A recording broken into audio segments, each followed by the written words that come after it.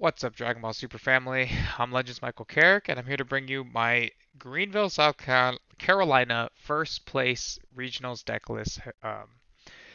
It was only 6 rounds, but between the side events on Friday and the regional on Saturday, I went 14 rounds or 14 games without dropping a game, winning both the 3v3 with my teammates, the case tournament after, and then the regionals on Saturday with this exact list.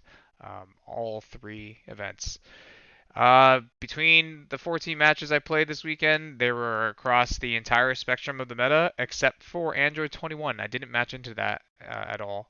And the hardest matchup I played against was probably set 22 Gogeta, the new blue yellow one, while the easiest matchup I played, um, probably one of the mill decks. No disrespect to the players who played them, but without the pressure coming in from the opponent, I can set up a lot of hand destruction setups and then crit their life and kind of take them down from there. But it is cool having to find a tactic like that to win the game. So that was fun to figure out as I go. There's a couple tricks that I'll teach you if you stick around for the full video. Obviously, in front of you is the entire main deck that I played. It is a strict 50 main deck. The side deck and the Z deck will be shown later in the video, as well as some deck choices. I'll talk about some of the choices I made, why I made them, and what you can do when you're siding, and some decisions you can make in game. So without further ado, let's go ahead and launch into this deck list. So we played the Set 22 Sun Goten leader. Sun Goten on the front side. On the back side, it's Sun Gohan Adolescents and Sun Goten Brothers. On the front side, he's got an Activate main where you can look at the top five, and you can add one green Sun Goten or Sun Gohan Adolescents to your hand. So that's pretty cool. There's obviously, you can just use the card database and find all the green Sun Gotens and Sun Gohan Adolescences and kind of see what you want to plug into your deck. His Awakened condition is either at 4 or less life, or you have the dedicated Z extra card to this deck on the field. And then at which you would draw 2 cards and flip your opponent or your leader over. On the back side, they come with 3 separate abilities, all of which impact the game, some more than others. The first ability at the top is the auto, which will allow you to draw 1 card whenever you play. In this deck, it's only applicable to this 8-drop. So when you play that 8-drop, you'll draw 1 card. His activate main is once per turn. You can play one of the 1-drops, one of these 1-drops from your hand or your drop, much like the Trunks Cheetah deck. And then his activate battle, which comes up more often than people think, is you can activate battle, discard a card from your hand, and that makes your next evolve that turn cost 1 less green. The evolve part of that never comes up, but the ability to bury a card from your hand into the drop actually comes up quite often. Most of the time, it's to bury one of these in case you don't get the opportunity to combo it. It also gives us the opportunity to put a side deck card into the drop so that we can use it out of the drop when necessary. So that's pretty cool. So going to the deck, we have a full suite of the 1-drops that we're playing. A lot of lists are playing 7, and I'm not going to lie, after siding, I often come down to 7. Like, if I can't find anything else to take out of the main deck when I go into the side deck, I will drop one of these to 7, because I just know it's not going to be too bad to find them. I chose to play all 8 because a lot of the floodgates you'll notice in the deck require you to discard a card to really get the floodgate effect, and so these are the perfect discards. It also is an additional like discard option for some of my side deck choices, and last but not least, like it's an easy 5k to combo away on the defense, which is really good, right? When they're played, these have deflect, which is actually huge, unlike the Trunks Cheetah ones. So they are going to come onto the field, right? And then their auto is to be able to play another copy, like the other copy from the deck, or just draw a card. And 99% of the time, you're just going to draw a card when they come back up. So that part's pretty simple. You'll use them as combo power. You use them as tools to or as requirements for your Broly Z deck card, and we'll go into some of those plays as we go further. The heart and soul of the deck is this healing pod. Obviously, we play a full 4 copies. It's just auto once per turn, either player's turn. When you play a card from the drop, you draw a card. So obviously, when your leader revives this from the drop, one of these from the drop, you'll draw a card. When your Picklehan goes to the grave, I'm pretty sure after being comboed and then plays from the drop, you'll draw an extra card. When your Majin Exterminator Vegeta gets played from the drop because your opponent asks you to discard it, you'll draw an extra card off Healing Pod. So it really accrues like 6 to 7 cards over the course of the game. I'm not really killing people till turn 5 or 6 usually, if they're playing correctly. If they give me an opening on like turn 4 or 3, I'll swing the game heavily. But most of the time the game's gonna go pretty long, so you'll have drawn most of your deck because of this card. So of course in your mulligan, you're really looking for one copy of this card and one copy of the next card I'm going to talk about, right? So the next card we play is Demigra, Unison of Sorcery. I think this card's insane in this deck, mainly because it sets up Charismatic Villain, but also because it makes it so your leader can awaken, right? Being a Unison that your opponent can't just attack and get rid of, and that you can just use the permanent to take the life instead, means you can get down to your 4 life pretty well. We don't have to play stuff like the Vegeta surmounting the impossible or anything like that. It's also a green unison with a specified cost, which allows us to run Hunt of the Demon God in the Z deck or side deck pretty easily.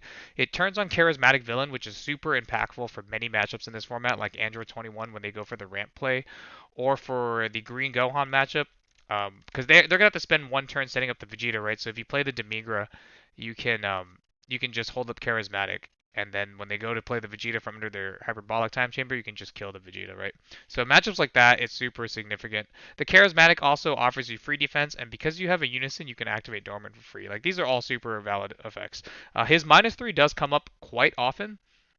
His -3 allows you to KO any battle card on the field, or any of your opponent's battle cards, and then choose up to one of your opponent's battle cards with an energy cost of 3 or less, ignoring barrier and KO it. So sometimes you can 2-for-1 with this Demigra after you've gotten a lot of mileage out of it, which comes up a lot when trying to clear blockers. So that's pretty cool. And then of course his +1 just makes him a 15k attacker, which is just like a consistent threat. But one of the strengths of this deck is knowing when not to attack with the deck. So oftentimes I won't attack for the first 2 turns of the game, right? And that's really important, being a leader that doesn't have to interact with your opponent to generate advantage. That's like one of the things I really liked about Golden Frieza. So it's cool that you can just keep plussing on Demigra, and then they can't really check the markers off because you can just take the life for it, right? So, of course, in your opening mulligan, you look for one copy of Demigra and one copy of Healing Pod. It doesn't really matter which one comes down first. Obviously, if you have access to both in your opening hand, you're going to want to play the Demigra first. And that's just so you can add a marker on turn 1, and then you can go up to 3 markers on turn 2, right? And then once it gets to like 4 or 5 markers, your opponent's not really going to attack it anymore, or you can just choose to let it absorb damage at that point if they do choose the attacker, right? There's a lot you can do to play around with the markers on the Demigra. um, and then moving on to the rest of the deck, now that we've talked about what is essentially the engine, like really the engine is just the 12 cards, and then the Demigra is just like a choice I made, right? Like it's just this, which is why I chose to play this deck. It feels a lot like Icarus. You're just drawing 2 every turn, and then you're overwhelming your opponent with your like huge amount of advantage, right? Like you can make more choices, you have more options than your opponent because you're just drawing more cards. So that's really cool. So moving on into the main deck, we'll start with our going first options, which are these Raditz, these Coolers, and these Paragus. I call them our going first options because our boss monsters can't come down unless your opponent has 3 or more energy. Both of these cards can come down as long as you have 3 or more energy in the case of the Cooler. And then in the case of the Raditz, your opponent just needs to have 2 or more energy, right? So they can both come down on 3. On your 3 if you go first. And then the Paragus also slots into that position. Mainly because like we don't really need to use all of our energy, and especially, or we need to find, rather, we need to find ways to use all of our energy. And Paragus is really good for those matchups where like your opponent's a control deck. So we'll start with him. Why do we play the Paragus to sacrifice, right? So like, as I described earlier, combined with the healing pod, reviving one of these lets you draw 2, and then you can sacrifice it for the Paragus afterwards to draw yet another card. That's already a really big deal. Paragus is also a 5k, which comes up pretty often, right? Like I said, talk about comboing out of stuff. And then in matchups where your opponent doesn't have just like free incidental removal, so let's think about like Golden Frieza or like Red Pan or even Black Fu, like where they have to use focused removal. Blue decks, Paragus is really good versus all of those decks, as they have to spend their purposeful removal on your boss monsters, leaving Paragus to accrue even more advantage every turn. If Paragus ever draws more than 1 card in a game, he's become supremely worth it, right? Obviously, versus decks that can clear him for free, like Green Gohan, the Mirror Match, stuff like that, you probably just want to take him out. He's an easy free, like double side slot. Talk about Raditz. We chose Raditz over Kaioken. This was actually the suggestion of a teammate, and he was completely right. Kaioken's not great in this format. Everybody is already citing anti-hand control tools like Deborah and the Majin Exterminator, and then the Gohan version, the yellow Gohan version of it, right? So like Kaioken gets punished by those cards. Kaioken's a 15k, so he doesn't hit most Z Awakened leaders. He's just a crit damage, right? So like your opponent survives Kaioken with just comboing one card out of their hand. Raditz, on the other hand, while he doesn't have an immediate impact on his on play, he has potential impact going forward, right? Because on swing, if Raditz connects with damage, you get to or your opponent warps one card out of their hand, and then you warp one of their battle cards, obviously not ignoring barrier. And he just plays for a one energy threat, just like Kaioken. He can come down a turn earlier if you're going second, because he can come down on two and try to help clear some pressure off the board. He's a 20k, so he hits most awake Z weakened leaders. He's also, by being a 20k, your opponent has to invest at least one more card to clear him if they want to attack into him with a 15k. Because he's a 20k, your opponent can't just give you one card to get out of him. And then, most importantly, he cannot be interacted with like Deborah and Majin Exterminator. So that's a really big deal, right? So he's a really good card if you, especially if you're going into those matches where like you can like stall out your opponent and just hand control them. You can just develop Raditzes until you get all the cards out of your opponent's hand, and they can just chunk away at your opponents with your Raditz attacks because his auto is not limit one, right? So each time your Raditz deals damage, if your opponent has no cards in hand, they'll take the damage and then his auto will trigger and they'll have to warp the card, and you can just do that till they die. I mean, I resolved that a couple times this weekend because the hand control is kind of nuts in this deck. And then paired with the Raditz, we have Cooler Armed Force. It comes down for 2 energy as long as you have 3 or more energy, and I think you're a green leader or something like that. His auto on swing, he's a double strike barrier. Sorry, he's a double strike barrier. And his auto on swing is you can either KO one of your opponent's battle cards, which comes up quite frequently, or you can have your opponent discard a card, right? Both are equally relevant, and it's notable that his auto is not limit one. He has an activate main limit one, which has a restand as long as you control a Z card, a Z battle card with cost of 2 or more on in your battle area, which is pretty easy because when we take a look at the Z extra deck, to challenge it, and then of course it lets you switch him back to active and you can swing again. If you're going first, he comes down on 3. If you're going second, he usually doesn't come down until like turn 5 or 6 until you're going for the kill. It's just hard to develop him and as the extra card. That's like a 3 energy investment. And if you're going second, you're going to be spending a lot of your energy kind of trying to balance out the game and stabilize yourself before you can turn the clock, right? So, but he's still a really good card. It's nice that Bandai made all the threats in the game like 0 for 5Ks now. So like the fact that he's a 0 for 5K means if he's ever dead, like he's combo fodder. That's huge. We'll move on into our going second and our boss threats. So both of these threats, you're probably familiar with the Gohan, Green Gohan's boss monster, the Son Goku and Son Gohan Father Son Solidarity card. This card's obviously insane. We get the first auto in this deck. Obviously, we don't get the burn auto because we're not comboing with a Goku with a 1 for 10k combo cost, right? But just the card itself, the pressure it puts, like being a 35k double, right? Your opponent naturally has to negate that most of the time. Otherwise, it eats 5 cards or 2 super combos and a card, which already is just trampolining advantage for you. And then even if they do negate it, like you force them to discard another card, and you get to KO one of their battle cards, ignoring barrier. So it removes almost anything in the game on attack, and then your opponent has to discard 2 because they negated it, and then they discard 1. So that's already huge for 2 energy investment. That's incredible. And then of course your other boss monster, which is the one I want to talk about. So we only play 3 copies of this because if you're going first, you're gonna have to charge one, or you just side one out. But you can't in BO1 preset. You're not gonna know if you're going first or second, right? So you just charge one if you're going first. If you go second, you probably slam him on turn 3, 4, and 5. Um, let's talk about this boss monster in the game, right? He plays for 1 energy, limit 1, just like the other one. But his requirement to be played is your opponent needs to have 3 or more energy, and you need to have a green Z extra on the board, which we will often have, right? His auto is kind of insane. When this card attacks, you get to remove 2 markers off of Unison. So naturally, this deck clears Unisons pretty well. And then his second auto is what makes this card so great. It's when any of your green Saiyans deals damage to your opponent, obviously once per turn, per copy of this card on the field. When one of your green Saiyans deals damage to your opponent, you can either have your opponent discard a card or choose up to one of their battle cards and KO it. So obviously when you pair that with like I don't know. Let's just, for the sake of it, like Raditz. You can like play this card, have a pre-developed Raditz, and swing with Raditz.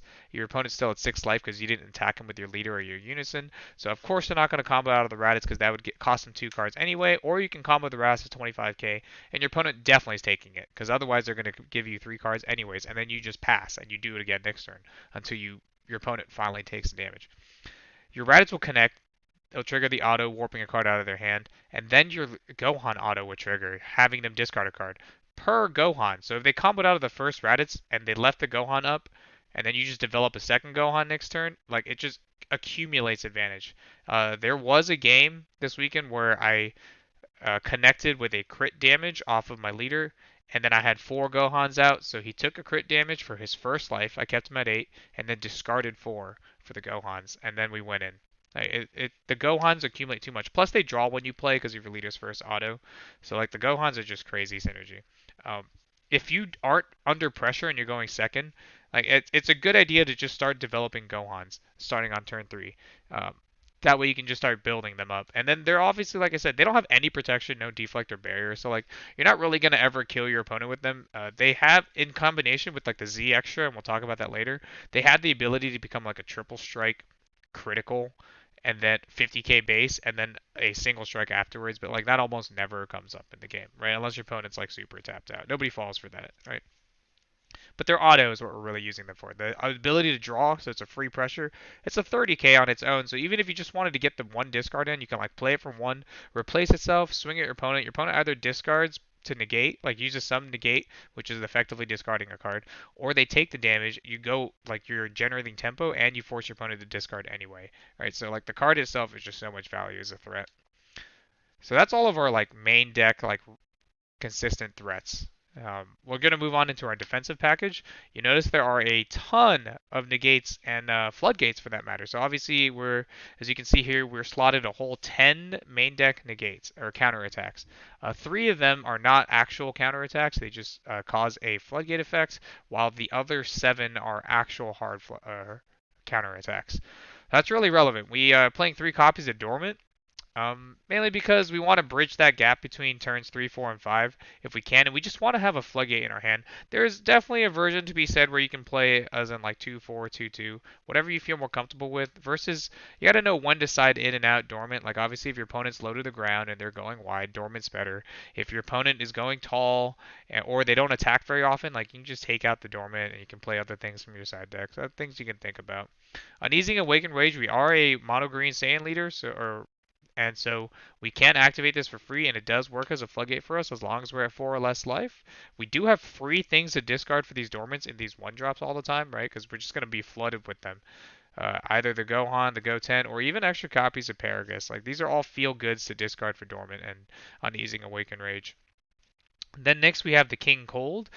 Combined with our Z Extra and the Healing Pod that's on board, King Cold is cost is reduced to 1. So that makes him a counterattack for 1 green energy. Negate the attack and play this card. And then his auto is for the rest of the turn if your opponent tries to attack your leader, they must discard a card. So sometimes you can pass with 1 or 2 up. Given like if you were floodgated, like you're going to floodgate your opponent back, right? Because you're just going to draw a couple cards and then hold 2 up for these. And then so if your opponent force you to pass your turn because they had to spend some amount of cards on a floodgate, you're just going to do the same thing back to them.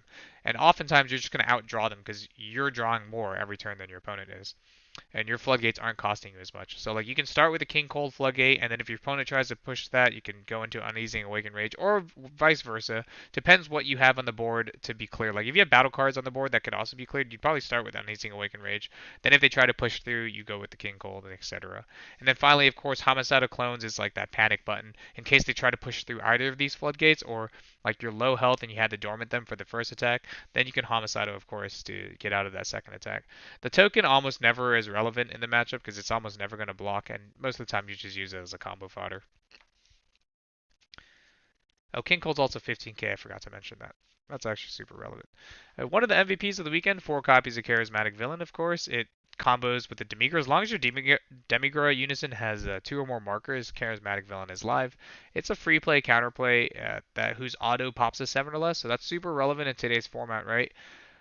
Especially like after siding. versus like yellow or Gogeta, they're bringing cards like Mutaito, which charismatic, since you're the turn player when you play one of your boss monsters, your charismatic auto will actually resolve first, killing the Mutaito before it can put itself in the drop. And that way your Mutaito can't actually stop your boss monster, can't tap your boss monster, right? And then, and I've already mentioned earlier, some of the other matchups it's super good for. It's also good into like Majin Vegeta because none of their stuff has barrier as it comes down. So like that's also just free stuff you can chip out. Our super combos of choice: 3 copies of Sun or the Great Saiyaman Vanquisher of Villainy, mainly because he's a Sun Gohan Adolescence, and you can search a green Sun Gohan Adolescence card on your front side, just giving you a chance to find your super combo. You'll notice we have 8 just absolutely dead cards after we find the initial copy of them. So you're going to want to try to either charge these extra healing pods slash demigrays or just bottom deck them with your super combos as the game continues. You're not going to deck yourself. Like I've played up to like 8 energy in one game and I wasn't close yet to decking myself, even at 50 cards. Our overround of choice is SS4 Vegeta Feigned Greeting. We're already a hand control deck, so like why not commit to the hand control with this Feigned Greeting card, right? That's my theory behind it. It could be anything. It could be Secret ID. It could be the Vegeta that warps a card on board. I mean, it's really dealer's choice there, right? I just chose to go with Fang Greeny. I think there was maybe one time where I wish this was the Vegeta that warped a card on play instead.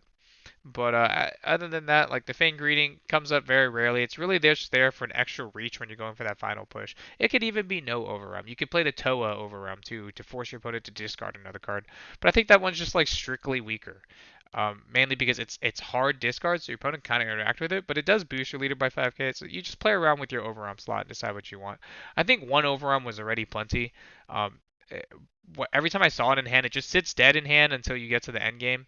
You don't really want to overwhelm your graveyard too much because you're not spending too much. Like you're not putting too much in grave. You're just cycling a lot of cards on repeat. And then finally, our SCR of choice is Piccolo and Son Gohan Newfound Might. It's legal in this deck, obviously, because you're on the backside, you're a Son Gohan Adolescent leader. So, like, if your opponent's like Patara striking you at 5 life and you're at like 1 energy or something, then and you obviously can't pick Gohan in that scenario because you're Goten front, but that's like never gonna hit you. It's a 0 for 30. There's not much to be say about it. Something you get used to though if you are going to pick up this deck is try to use it earlier than later. A lot of people are wizened up to the fact that you can play this in the deck, so they won't have 5 cards tapped when they try to kill you on their final turn. So this will actually be dead in your hand most often than not. So that kind of sucks. Try to use it earlier to get your threats in, like push an early crit in or like a solid double strike in, and then just get the extra like, tempo from being able to play this card. Force your opponent to have to direct one of their removals towards this card, which will end up protecting some of your other threats, like your GoBros threats or your Gohan Goku threat. So that's super relevant. And then just remember, like I said earlier, in conjunction with the healing pod, when it's comboed and you haven't triggered healing pod that turn, whether it be your turn or your opponent's turn, it does play itself in the drop area. So healing pod will draw you an extra card when Gohan Piccolo comes into play. So that's super cool. So that's the entire main deck. That's the whole 50. Of course, the deck isn't very linear. Obviously, if you're playing against like I don't know Pan or something that's like super simple, then yeah, you'll probably just play your cards, you attack, and then you'll just floodgate them every turn. There have been matches where I just floodgated every single turn, starting from turn 3, and the opponent, it's just so taxing for the opponent to try to play. Right, they either have to try to play through Uneasing Awakened Rage or King Cold, or when they finally like build a big enough board, you just dormant them, and you kind of just feel the hope draining out of your opponent's eyes as you floodgate them out of the deck or out of the game. So like that's not fun for your opponent, but it's a really easy way to play Dragon Ball. And it's just up to you to manage your resources. Some of the trickier matchups like Gogeta, Blue Yellow, or like the control matchups, you're gonna have to dial back on the gas a little bit. Maybe hold your attacks back, go for the more control strategy. So let's talk about the Z deck before we go into the side deck. Because side decks change for every event and for every meta. We're about to enter the anniversary box meta, so my side deck might not even be relevant moving forward, right? So we have 2 copies of the Family Kamehameha Emotions Delivered. This card's insane. It's a 1/1Z extra card, which is dedicated to this deck. The first auto is a Z-Stack 1. It lets you Z-Stack this Goku, which we should describe while we're talking about this card. And then the second, well, I guess auto, technically, is you pay 1 green when you attack with your 8-drop specific, like specifically your 8-drop boss monster that was built for this deck. You can pay 1 green to play this card from beneath it.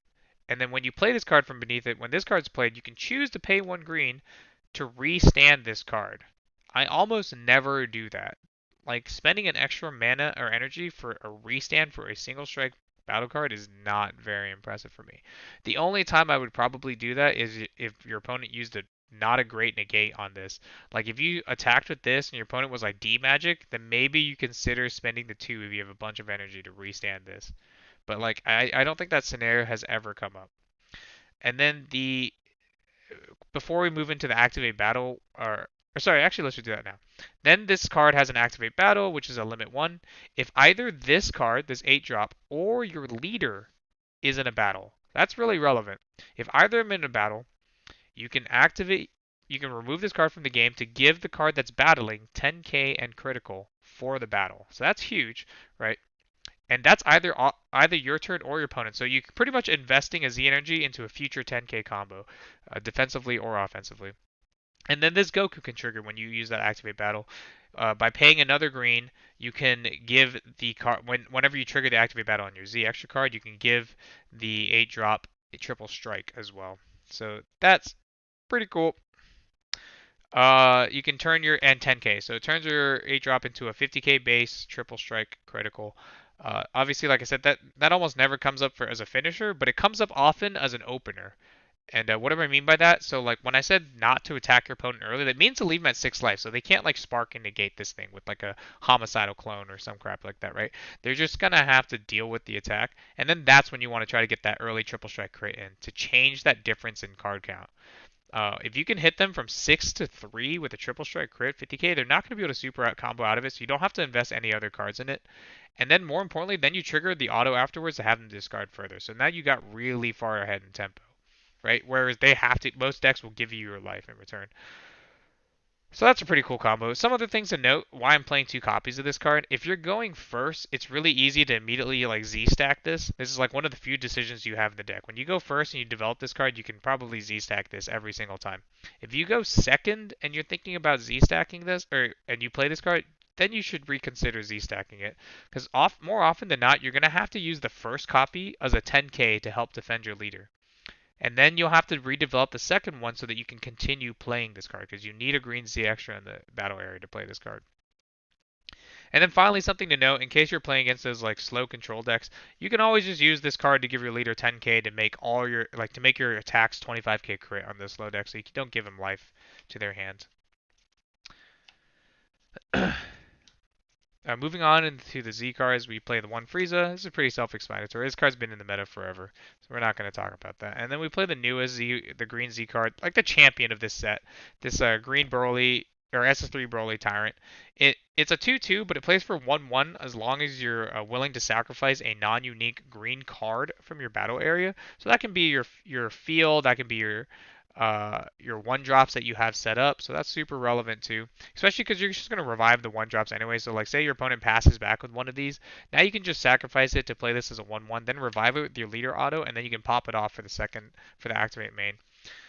Its auto is like once per turn when something is placed in the drop area or when a card is placed in the drop area, he gains double strike and 5k, so he's effectively a 25k double strike as long as you have 4 or more energy. And then his activate main is if you have 3 more energy, you can place one of your cards in the drop area, your green non-unique cards from your battle area in your drop area to KO any one of your opponent's battle cards. So it makes it a 1/1 removal that is a threat late game. That's why we're playing so many copies of it. It's only a 2-drop without deflect or barrier, so people remove it pretty just nonchalantly. So every turn we can kind of just keep pushing it out. And then even though we play it for a 1/1, it still counts on the in the battle area as a 2 mana or a 2 energy Z card, which allows us to like play Cooler as a dual attack threat for a grand total of 3 energy. For 3 energy, you get 3 double strikes, 20k minimum base, with 2 discards and a KO, or 3 KOs. Like that combo is really deadly in this deck.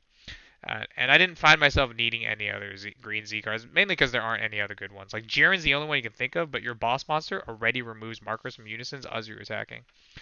That's the entire 50 main deck with the Z deck, and then quickly we'll blur through this side deck for those of you that are still here learning and watching. Here's the meta token. just personal choice.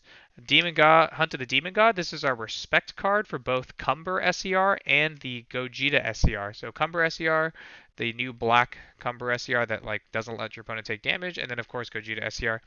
It has a counter text for if your opponent has 4 more energy, you can counter their 1 mana or 1 energy counterattacks that they played without paying energy, or that they played without paying energy. So that's kind of cool versus green. That's about the only time it's relevant. But its activate main is what we're really paying it for. You have to Spirit Boost 1 and pay 1, and you must Spirit Boost off a Unison with a specified cost. So it's fortunate that we played Demigra for that reason, right? And then you remove it from the game from your drop, and you can choose target any of your opponent's battle cards whose cost are higher than their energy, and you can negate their skills for the turn. So of course you would use this to negate that Cumber, or you would use the negate the Gogeta SCR, and then find one of your plethora of green tools to destroy the card to permanently remove it, right?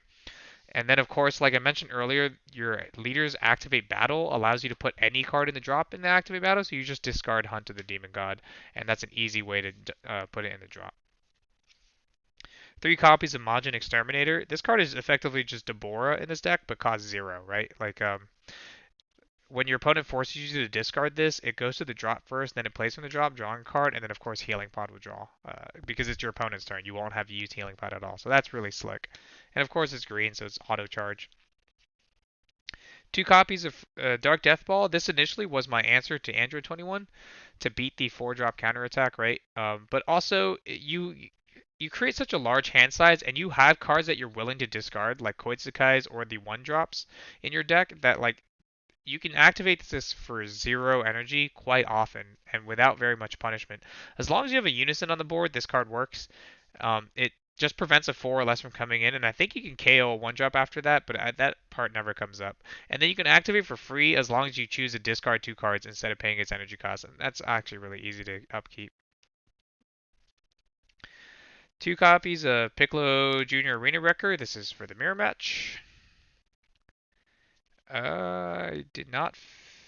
It's actually supposed to be 1 copy of Piccolo Junior Wrecker. I'm sorry. These were Koitsukais. I'm sorry for not being prepared for this and checking my side deck. But these were actually Koitsukais during the main event. I was testing these for teams because my teammate needed to use the Koitsukais. But they would just be 2 Koitsukais for really like Cooler or Gogeta, the matchup, because you can Koitsukai to make it so that when you go to play your boss monsters, they don't want to Mutaito or play Zamasus or stuff like that. 2 copies of the SGR. It's a Sun Gohan Adolescent, so it can be searched by the front side of your leader. That's super relevant. Obviously, you use it for matches where you need to clear a Unison. It's also super good in green because you can just pay 2 for it, play it to KO one of your opponent's battle cards, swing for crit, and then it can't be KO'd until the end of your opponent's next turn. So like their incidental removal can't just clear this for free. 1 copy of Urgent Aid Kami. I was just running card, like I just had extra slots in this extra deck or the side deck, so I just put a copy of Urgent Aid. Plus, you only really want to resolve it once into like Golden and Soul Striker. If you commit too many turns to developing this card, you're just gonna lose. 2 copies of Cunning for that 21 matchup. I didn't slide this in all weekend. It's also pretty good versus black, so you can beat out Haru Haru, prevent them from playing Haru Haru since that's naturally within their color anyway. And then of course, versus 21, like the only way they clear your board since you're going so wide and so tall so fast is the only really efficient way for them to clear your board is to play the 8-drop. So this is a good way to get around that. And then finally a copy of Golden Frieza Newfound Might. This was my respect card for Fu. It's just another way to clear the SCR in case you don't find Hunt of the Demon God and it's within color. I didn't want to play 2 Hunts of the Demon God because the second one's super dead once you find the first one, and like it's not even chargeable. Whereas at least this card's chargeable and is effective, right? We're really playing it for its auto on play. If this card is played and has 4 more markers on it, you KO all of your opponent's battle cards, right? And it's got an Empower 4, so it's got to play for at least 4. And what you really do versus that Fu matchup, especially if you're going second, this is super relevant. You can -3 on the Demigra. Like if it's at 4 markers, you can -3 on the Demigra to try to kill the Cumber SCR once and kill something else, and then you just tap 3 for this, and its auto on play will finish off the SCR plus the rest of their board. And most of their board doesn't have like barrier. I think they have like 1 card in that whole deck that has barrier, so it will kill the whole board. And then it's a dual attack blocker, so you can attack once and then leave it as a blocker with 4 markers, and that's kind of a pain for Fu to catch up with. So that's like one of my favorite decks. I'm sure there's gonna be other decks with that's relevant, but like I can't really think of any because 21's just gonna tap it. Yellow's probably just gonna tap it, and Green Gohan's just gonna clear it incidentally, which is kind of annoying. And then Gogeta is just gonna tap it. So it's really just there for Fu. I do think that deck's like really strong right now. So I decided to commit one respect card to it. That's the entire list. Thanks for sticking around. I know it was a pretty long list, but I was super excited to talk about this deck and some of the thoughts I had when I was creating it, and some of the matches and experience I wanted to impart onto you guys, especially for those of you that are still here. I'm assuming you're still here because you wanted to learn about the deck and some of the tips and tricks I had for you guys. So I really hope you enjoyed this video.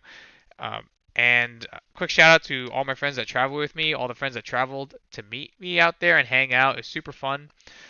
If you haven't traveled to an event yet, I encourage you to do so because that's the real fun behind playing card games, in my opinion. You go out to these events with your buddies, you get to just hang out, it's a vacation. You go try the local food, right? You go try some kind of local activity or whatever you're into in the area, and you just really make some bonds with people that like you probably wouldn't bond with outside of card games, right? So that's pretty cool.